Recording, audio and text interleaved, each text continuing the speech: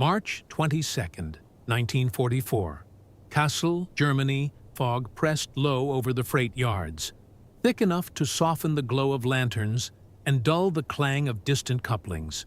The frost-laced air bit through wool coats, coating each breath in white. Engineer Otto Kramer crouched beside a row of freight cars, their metal skins glimmering faintly under a web of frost. Inside the cars, thousands of shells and electrical fuses waited, bound for the Eastern Front. The convoy was due to depart before dawn. The order was clear: verify, seal, and sign off. No alterations, no improvisation. Yet the wiring inside one junction box looked wrong. Too tight, too bright under the lamplight, as if the insulation itself had thinned. He traced the line with his gloved hand, feeling warmth that shouldn't have been there. A guard's lantern swung lazily in the distance, the beam cutting through fog and striking the stenciled word Sprengstoff on each crate. Otto's heart slowed into the rhythm of machinery. He knew the checklist by memory: resistance test, continuity, arm-safe verification. All green, all approved. But his fingers paused over a single relay, an old model known to overheat when stored near cold metal. He'd read about it once, a buried note in an engineering bulletin. Replacements were due next quarter. He should move on. Still, that faint hum in the coil. It felt alive. The freight supervisor's voice broke the silence. 5 minutes to clearance. Otto nodded without turning.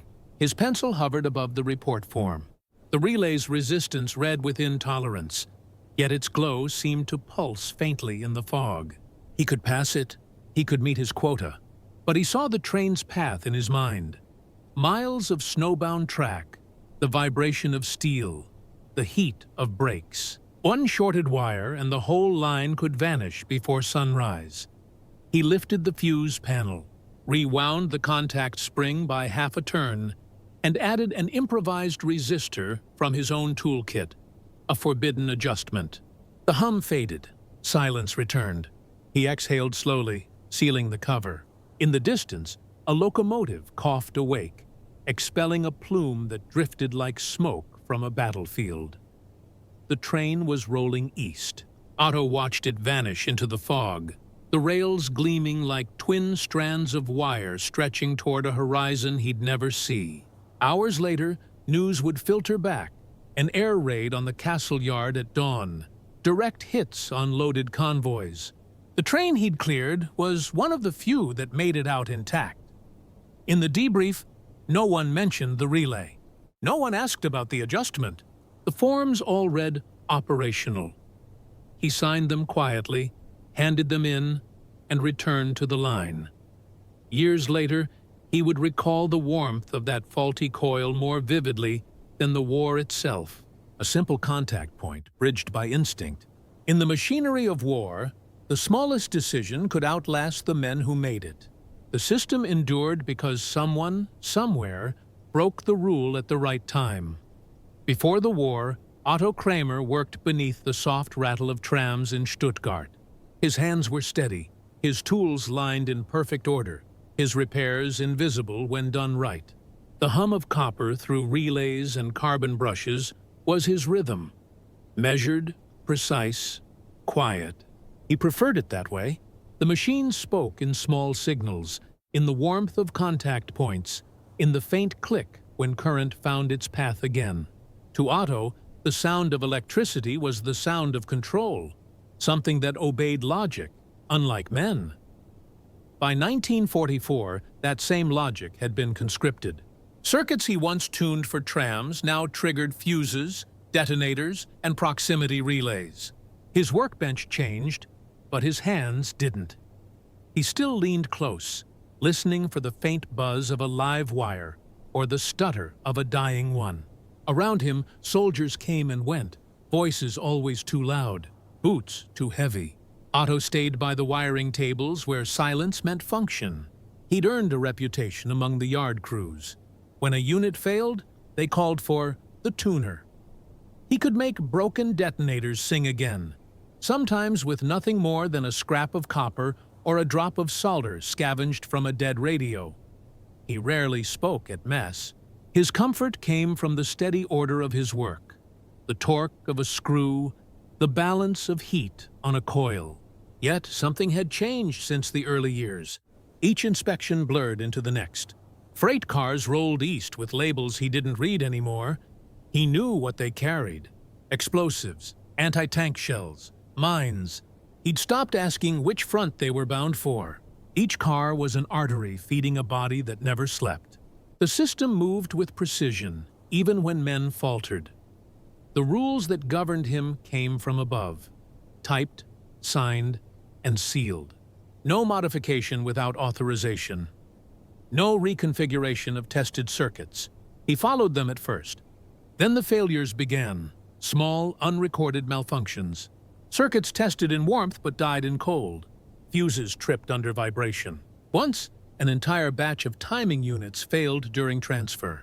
He'd known the reason instantly. The insulation oil had thinned below freezing. He filed a report. It was ignored, so he began to adjust them quietly.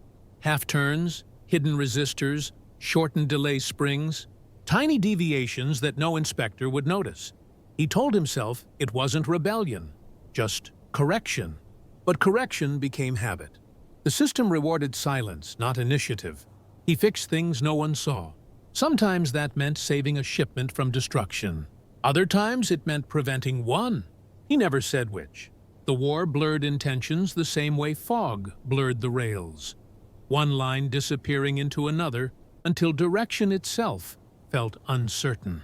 By late winter, his face carried the same fatigue as the machinery he serviced.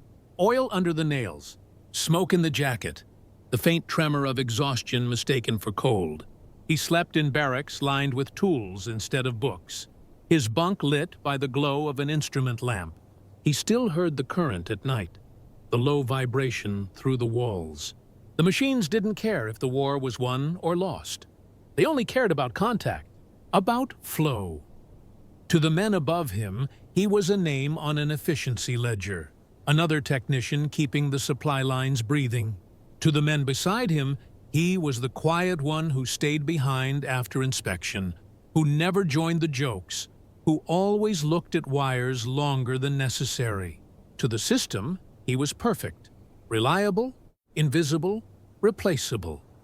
But in the still hours between trains, Otto Kremer sometimes wondered if the machines had it right. They endured without belief, without hesitation.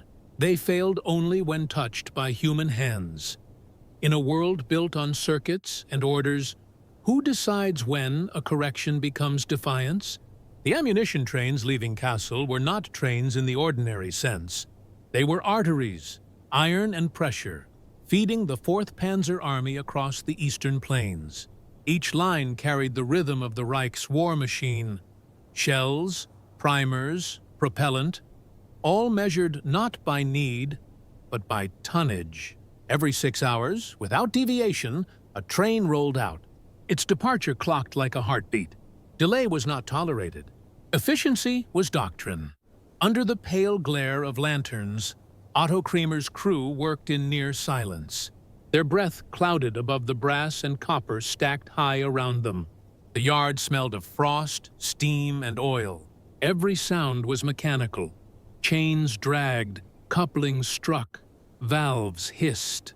The locomotives stood alive but waiting, their boilers thrumming under restraint, like animals held in check. Otto moved among them, clipboard tucked under one arm, his fingers gloved and blackened from contact grease. The checklist in his mind had long replaced the one on paper. Somewhere deeper in the yard, an engine coughed once and went still. The sound carried through fog like a warning swallowed by steam. Men paused briefly, then resumed their work. Schedules ruled here. One delay meant a missed transfer at Leipzig, which meant artillery at the front waiting dry. Otto knew it well. The chain of consequence stretched farther than any one of them could see. The yardmasters called it precision. He called it pressure. At 02:30 a.m., he stood beside a line of flat cars stacked with crates stamped Sprengstoff A in red ink. The marking glistened faintly beneath the frost. Beneath the wood planks lay coiled fusing cables, pressure sensors, and detonator assemblies. His domain. Each system wired for function, none for forgiveness. Otto ran his hand across a sealed junction box, feeling the hum beneath the casing. Slight but present. The engines were supposed to sleep before dispatch, yet the current whispered otherwise. Perfection hides its own decay. He knew that line instinctively. The Reichsbahn's central command demanded timing down to the minute. Reports from Kassel were transmitted hourly. Car numbers, fuse lots, net weight, pressure readings. Human error was treated as an interruption of rhythm. In this system, hesitation could register louder than sabotage. Otto had seen men reprimanded for less, for wiping oil at the wrong moment, for closing a switch too early, too late. The trains left on time, whether right or wrong. By 03 a.m., steam vented through the frost in slow columns, drifting upward like smoke from invisible fires. The locomotives began to stir, one after another, hissing through their valves, clanking softly against couplers. A foreman's whistle pierced the air. Two long, one short. Departure. The rails rang as the convoy began to move, slow and deliberate, its iron rhythm syncing with the breath of the men beside it. Otto watched it pass, each car sliding into darkness. He could trace the order of their loading by sound alone. The heavier shells first, the propellant cars later, the fuse cars last. He knew where this train was going. Through Leipzig, Görlitz, then southeast to the front. 300 miles of track, 24 relay stations. One error would ripple through every mile. Yet the system didn't account for hesitation, only motion. Its beauty lay in its blindness. The trains moved as long as men obeyed. As the final car disappeared, Otto turned back toward the silent engine that had failed earlier. The frost had thickened around its vents, sealing it like a tomb. He stared for a moment, then moved on, his breath steady in the cold. In the great order of war, the machine was perfect because it could not feel. The men who served it carried the burden of knowing when perfection became dangerous. Otto Kremer understood that balance better than most. The rhythm between obedience and instinct, between flow and failure. Every convoy that left Kassel was part of a living system, predictable, relentless, exact. And somewhere within that rhythm, a single hand had to decide when to break it. At dawn, frost began to melt across the freight yard, releasing a thin mist that hovered over the rails like smoke that refused to rise. The steel tracks gleamed faintly, wet and cold, catching the weak reflection of lanterns still burning from the night shift. Otto Kremer moved along the line with his inspection ledger tucked under one arm, his breath steady, his thoughts slower. He had slept only 2 hours. The air carried a taste of iron and soot.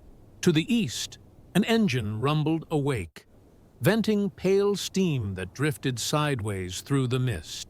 The day's first train was being readied for departure. 32 freight cars loaded with fuses, shells, and propellant bags bound for the 4th Panzer Army. He paused at Junction 17, where a coupling plate joined 2 circuits feeding the fuse carriages. The surface bore faint scorch marks, thin, precise arcs that spidered outward from a contact point. To most eyes, it would pass for residue from routine load discharge. But Otto knew that mark. It was the signature of short arcing, the beginning of insulation fatigue. He traced it with his thumb and felt the raised metal edges, brittle as bone. The reading on his meter confirmed it. Resistance higher than regulation. He logged the number in his mind, not on paper. His superior, Haupttechniker Müller, passed behind him, cigarette already half lit. "It's fine," he said without stopping. "The insulation's old. They'll be long gone before it matters."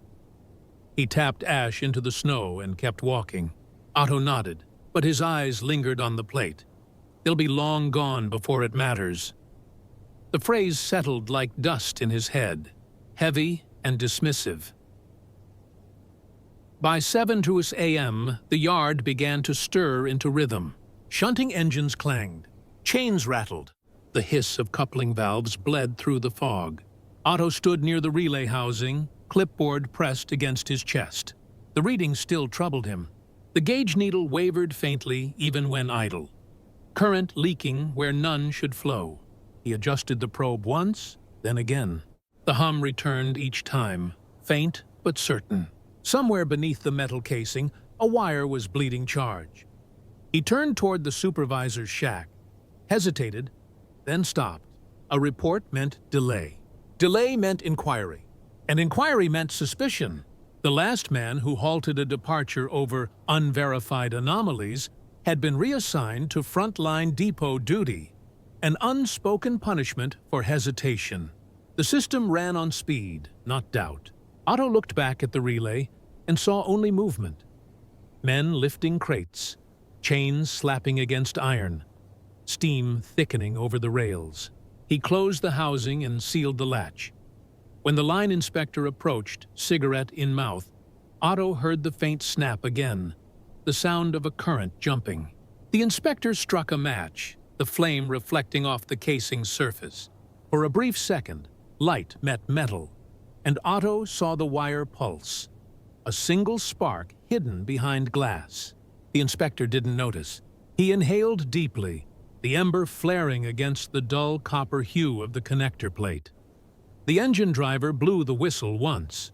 Pressure rose in the lines, steam roared, and the convoy jolted forward by inches. Otto stepped back from the platform. He felt the vibration in his boots, in the soles, in the ribs. Every bolt and bracket hummed under tension. The rhythm felt wrong, too sharp, too alive. He imagined the entire system breathing, mechanical lungs expanding, each relay a valve, each coupling a heartbeat. The sound of it filled the fog, the world's largest machine inhaling before the exhale. He couldn't name what disturbed him. Not the spark, not the sound, not the phrase his superior had left behind. Just the feeling that something inside the system had begun to turn against itself. The convoy rolled away, swallowed by mist, rails shining wet in the early light. Otto watched until the last car vanished, then turned back toward the silent junction. The scorch mark was still there, a reminder, a warning. Sometimes the system speaks quietly before it breaks. The question is whether anyone is still listening. Would you have ignored the hum? By evening, the fog had thickened again, rolling low across the freight yard until lanterns glowed like submerged stars. Steam from the idle engines drifted through it, pale ribbons twisting in the dark. Otto Creamer stood alone at the signal junction, gloves damp, schematic unfolded on his clipboard. The paper had softened from the moisture, the ink bleeding at the edges. He read the orders once more. Confirm circuit integrity. Sign off departure log. No delays.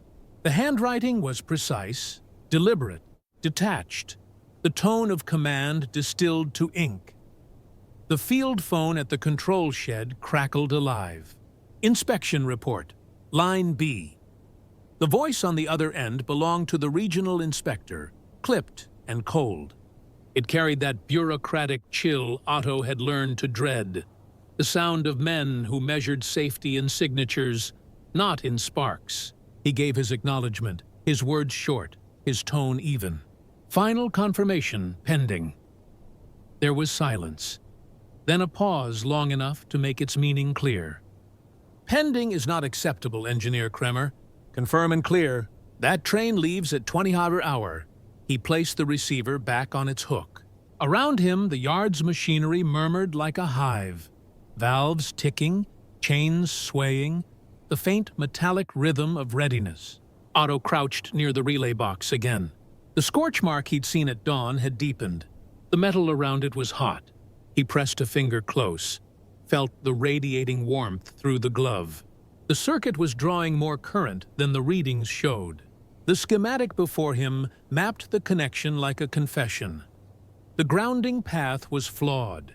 Feeding charge through a bypass meant only for test loads. If it failed, the fuse cars would ignite in sequence. a linear burn through steel, powder, and men. He checked the gauge again. The needle trembled just under tolerance. On paper, it was fine. In reality, it was lying. He could see it in the flicker of the indicator bulb, hear it in the faint hum that never steadied. To alter the grounding path, he would need to reroute through an auxiliary line, grounding it to the brake housing instead of the primary bus. It was possible. It was also forbidden. The manual on his bench stated clearly, no unsanctioned modifications to armed circuits. But manuals never stood in the cold fog. Manuals never heard electricity breathe beneath crates of high explosives. Otto thought of the men who would ride that train through the night. Signalmen, guards, engine crew. He could already picture their faces under the amber light, unaware that the system trusted paperwork more than human sense. He remembered his father's workshop in Stuttgart. The old man testing live circuits with bare hands, touching the line just long enough to feel it hum. Control, he used to mutter, means knowing when to let go. Otto exhaled once, long and controlled. The fog condensed on his eyelashes. He turned the relay housing open and loosened the locking screw. The hum grew louder, a tone buried in the metal, like a cord held too long. He removed the grounding strap, rerouted the wire, tightened it again. The spark jumped once, bright and brief, then silence. The meter's needle dropped back to zero, steady and still. He stood up slowly. Somewhere beyond the fog, the station bell marked 8:01 p.m. The yard came alive in response, engines chuffing, brakes releasing, the long mechanical breath of departure. Otto closed the housing, wiped the moisture from his hands, and stepped back into the mist. By the time the train began to move, the system had already accepted his choice as part of its design. The log would show operational. The inspector would sign. The convoy would roll east through the night, never knowing a single relay had been altered by instinct, not order. Sometimes procedure keeps the machine running. Other times, it's the man who breaks it that saves it. The night had grown colder. Frost gathered along the rails again, clinging to couplings, crawling over the steel plates that formed the freight yard's spine. When Otto Creamer stood before the open relay box for the last time, the air was still except for the faint rhythm of steam from the idle locomotives. Their breath rose in slow intervals, vanishing into the fog like the exhalation of buried engines. He worked without sound, every motion deliberate, every decision stripped of ceremony. He unfolded his pocket blade and scraped the insulation from a narrow section of wire, thin enough to reroute, small enough that no inspector would ever notice. The copper gleamed under his lantern, a quiet pulse of red and gold. He adjusted the path through a shorter ground loop, bypassing the fault he had traced all day. A forbidden correction, the kind that existed nowhere in manuals, but everywhere in memory. The kind old mechanics called survival. The current steadied almost immediately. The meter's needle stopped twitching, settling into stillness. On paper, the reading was safer than before, exactly within regulation. But Otto knew what the instruments couldn't feel. The circuit was balanced on its edge. One vibration too strong, one surge too sudden, and the current would reverse back through the fuse bank. A perfect reading built on fragile truth. He stayed crouched for a long moment, watching the faint blue corona shimmer between terminals. It was almost silent now, a hum reduced to the faintest breath. Beyond the fog, the main engine released a low hiss, pressure rising through the valves, signaling readiness. Time had run out. At 03:10 a.m., the yardmaster gave the final order. Chains unlatched, couplings locked, and 30 freight cars shuddered into motion. Steel ground against frost as the train began to crawl forward. Otto stepped back, wiping his palms against his coat. The mist folded around him, swallowing his shape until he looked part of the yard itself. Motionless, undefined. He felt no triumph, no dread, only the quiet relief of completion. The first locomotive groaned past him, black iron marked by heat and oil. Sparks flared briefly under its wheels. The smell of steam and carbon filled the air, carried by the wind across the freight lot. Otto glanced toward the signal tower. The light flicked from amber to green with mechanical indifference. The convoy would reach the front in 30 hours, barring delays. His name would not appear anywhere in its records. The train gained speed, its rhythm growing steadier, the sound flattening into the distance. The red taillight pulsed through the fog until it dimmed to a faint ember. Then it was gone. Otto stood where it had vanished, boots pressed into the frost-darkened earth. He heard the last vibration fade through the rails, a deep, residual hum that lingered longer than the sound itself. He turned back toward the workbench. Only his tools remained: pliers, a coil of solder, a strip of wire curled neatly near the edge. Its shape bent into a question mark by accident or design. He set the pocket blade beside it, wiped his gloves clean, and closed the ledger without writing a single word. The fog thickened again. The yard returned to its static rhythm, dripping valves, ticking metal, distant engines breathing in sleep. For a moment, it was as though nothing had been touched, nothing altered. Yet somewhere deep in the circuitry, a new current moved. Quiet, efficient, unrecorded. The system would continue as it always had. Orders intact, schedules met. Only one man would know that perfection was now held together by a single human instinct. Sometimes, survival depends on a rule quietly broken. Section 7. Payoff elsewhere. The distant thunder 4 hours later, at a switching junction near Fulda, the fog had thinned to a low, drifting haze. The rails ran cold and clean under the faint light of distant yard lamps. The ammunition train from Kassel slowed for a signal change, its steel wheels ringing in slow rhythm against the frost. The crew stepped out briefly, breath rising in white clouds, their words lost in the hiss of pressure valves. Nothing appeared wrong. The circuits glowed stable, the gauges obedient. Somewhere inside the convoy, charge slept within copper and powder, silent, waiting. Then it came, a single sound. Small, no louder than a fuse box snapping shut.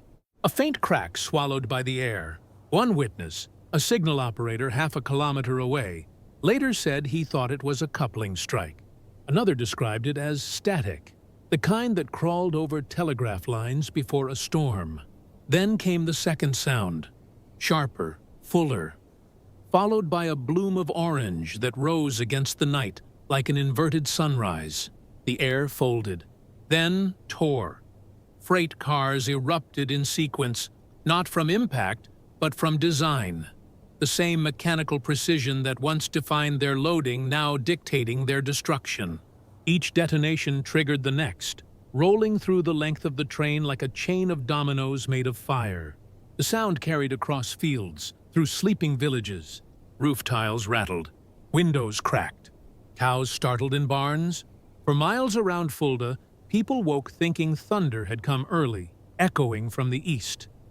The radio network flared alive for 30 seconds. Calls overlapped. Fire brigades, yard masters, military signalmen. Then static consumed everything. The final transmission from Fulda contained only 3 words before cutting to silence. Freight train, ignition complete. The line went dead. Back in Kassel, dawn had not yet broken. Otto Kremer was at the relay house, recalibrating a field unit left from the night's inspection. His hands moved steadily, tracing connections, tightening screws. The air smelled of warm dust and ozone.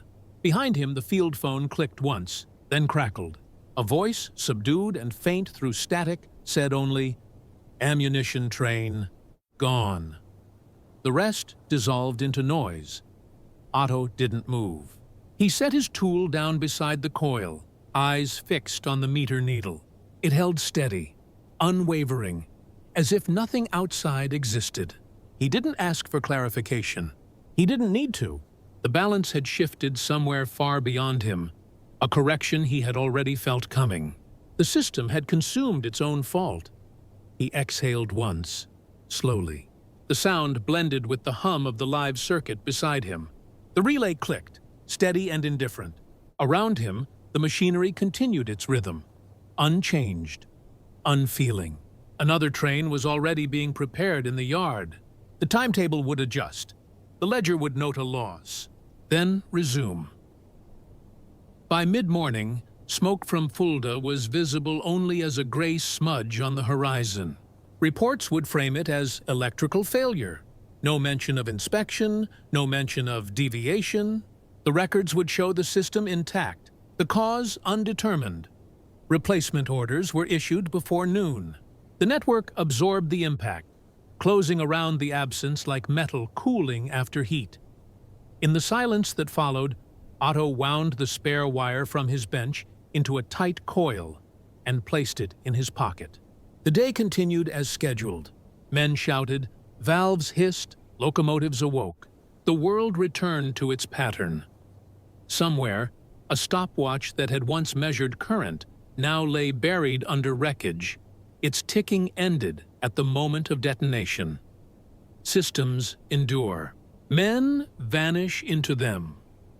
Would you have touched the wire, knowing the thunder it carried? Days later, gray uniforms filled a cold conference room in Kassel. The air smelled of ink, tobacco, and damp wool. Outside, sleet tapped against the window panes, soft and irregular, as though trying to match the rhythm of the ticking clock on the wall. The board convened without emotion. 3 officers, 2 engineers, 1 clerk taking notes in careful columns. Their task was to assign reason, not meaning. They began with facts: time of departure, tonnage of load, route to Fulda. The explosion reports were read aloud with mechanical cadence. Temperature, wind, rail condition, ignition sequence. The terms sabotage, infiltration, faulty wiring passed across the table like standard tools of diagnosis. Each explanation was weighed, dissected, and then quietly filed away. None contained what they were searching for: a human variable that could be erased without disrupting the system. When Otto Creamer was summoned, the officers spoke to him through the filter of bureaucracy. The first question concerned protocol, the second compliance. Were readings within tolerance? One asked. Otto nodded. Yes. His tone remained level, his posture still. Another officer leaned forward, voice colder. Did you make adjustments? Otto answered as if reciting a test report.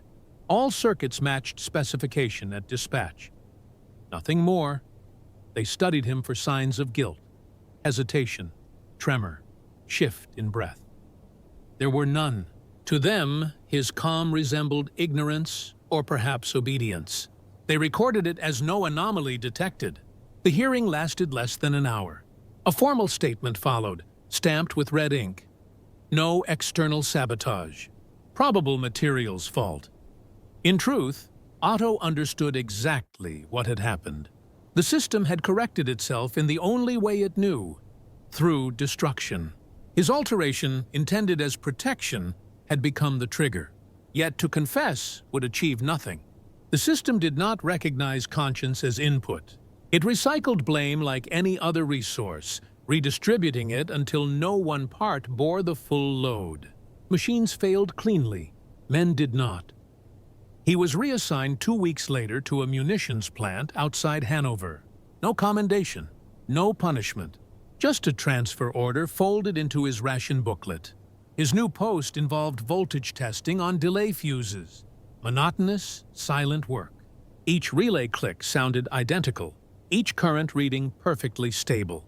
But beneath the hum, something lingered. Memory. At night, when the plant's engines wound down, he could still hear the freight yard. The hiss of fog against steel, the crack of live current finding ground, the slow groan of a train pulling free from ice. Every click of a relay reminded him of that night in Kassel, how a single adjustment had erased an entire timetable. Somewhere, Schedules had been rewritten, losses reaccounted, production recalibrated. The system had absorbed the absence and continued forward without pause. He kept his tools clean, his logbooks precise, but he no longer trusted silence. Machines, he realized, obeyed physical laws more moral than men. They did only what they were built to do. They carried no deceit, no pretense, no politics. When they failed, they announced it honestly, with sparks, smoke, or silence. Men, however, failed in secret and called it duty. By spring, Otto's name disappeared from the investigation files. The board's conclusion was archived under transport irregularity. The system closed the case exactly as it opened it, efficiently, without trace. In a war built on precision, even error became part of the design. Would you have told them the truth, knowing they would only correct the record, not the system? After the war, no one remembered Otto Kremer. His name dissolved into paperwork, pages lost between inventories and requisition forms. The freight yard at Kassel was dismantled by new hands, its rails lifted and melted for reconstruction. Grass grew between the foundations, moss overtook the drainage ditches, and the air that once carried the hiss of boilers now settled into stillness. The system moved on, rebuilt under different banners, driven by the same belief in precision. Only fragments of Otto's work survived. Initials scrawled beside resistance readings, signatures on test forms, small confirmations that the current once passed through his hands. The world he had served became an archive. The trains, the circuits, the ledgers, all inherited by a piece built on the same mechanical faith. That order was safety. That accuracy was virtue. Yet buried beneath that logic, the faint trace of Otto's defiance remained. A quiet anomaly, a single human decision folded into the machinery's perfection. The record would call it maintenance. History would call it nothing. But within the logic of his act, there lingered an equation that no system could correct. Precision as rebellion.